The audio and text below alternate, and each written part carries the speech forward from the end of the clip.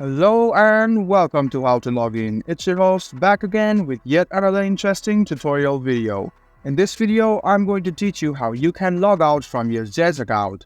Go and open your Zedge in the Chrome or Edge browser, and then you can see there is your profile. Click on the profile and click on Logout. Once you have clicked on Logout, your account has been logged out.